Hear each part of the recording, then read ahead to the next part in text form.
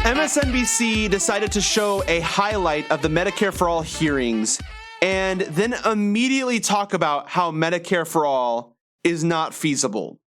This was about the most disgusting thing I've seen any corporate media news outlet do when it comes to Medicare-For-All. And that includes all the hacky questions that these people ask Bernie Sanders when it comes to Medicare-For-All. Take a look at this video and then we'll talk about it.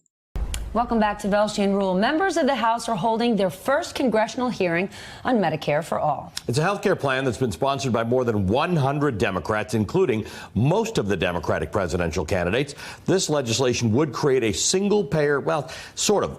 It's a government-funded health care system. This morning's most emotional testimony came from Adi Barkan. He's a health care activist who was diagnosed with ALS at the age of 32. In this country, the wealthiest in the history of human civilization, we do not have an effective or fair or rational system for delivering that care. I will not belabor the point, because you and your constituents are well aware of the problems: high costs, bad outcomes, mind-boggling bureaucracy, racial disparities, bankruptcies, geographic inequities, and obscene profiteering. A Medicare for All system will save all of us tremendous time. For doctors and nurses and providers, it will mean more time giving high-quality care. And for patients and our families, it will mean less time dealing with a broken healthcare system and more time doing the things we love, together. Of course, Adi has ALS, so he can't speak, so it's a computer that's speaking for him. Dr. Kavita Patel joins us now. Kavita is a non-resident fellow at the Brookings Institution and served as former director of policy in the Obama administration, where she helped draft the Obamacare legislation. So she certainly knows this topic best. What is your overall take on the Medicare for All plan? Yeah, so thanks for having me. I think that the Medicare for All plan, as we saw play out in the hearing today, there's estimates around how much it costs, and it kind of varies pretty widely. But what you heard today was a resounding cry from Republicans as well that we need to do something to fix the current system.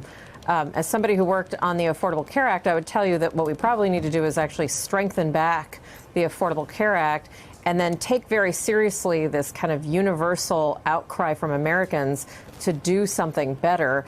Medicare for All sounds very attractive, Stephanie, but we just have to honestly talk through the details. And what we saw today was exactly that we need to talk through the details. So that was a very sketchy answer.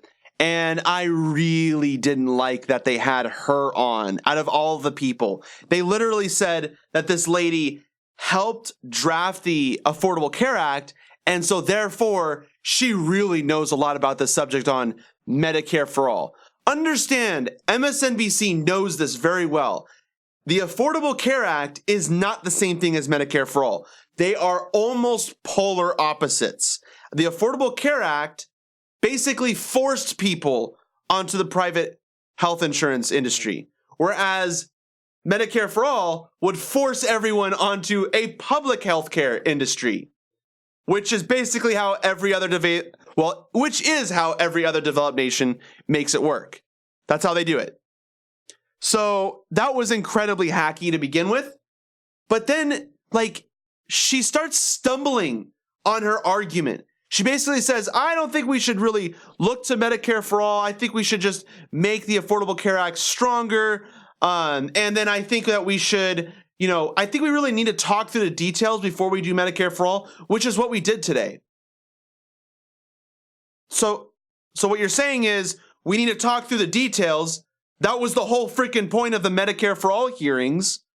So now that we've talked through the details, it's pretty clear, right, that we should have Medicare for All?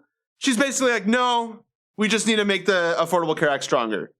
So she really doesn't want to talk through the details of the Medicare for All plan because she doesn't care.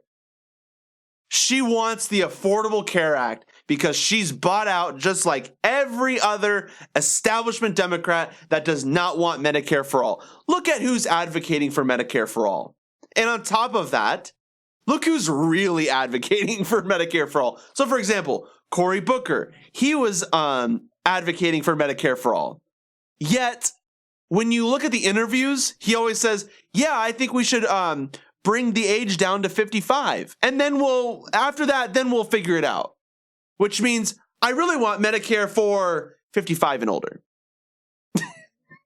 That's not Medicare for all. The whole point of the word all is it means everyone, not just 55 and up. All. And understand, yes, Bernie Sanders also wants something similar, but he said we need to put a plan in place that would set a time for 55, for 45, for 35, for 25. You need to establish the whole policy. You can't just say, let's allow 55 and older to have Medicare, and then we'll reconvene to see how it works. That's not how it works. Medicare should be a human right. And so what this lady is suggesting, that we make the Affordable Care Act better, it wasn't good. Literally, it sucked. Every progressive knows it. It was a terrible policy. So don't make it better. Don't make something that totally sucks better. Why don't we do something that every other nation has done and maybe have Medicare for all?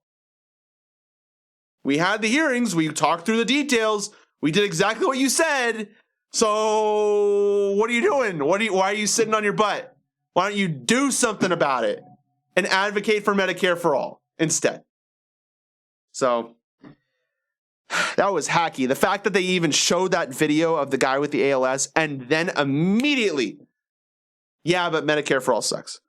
That was hacky.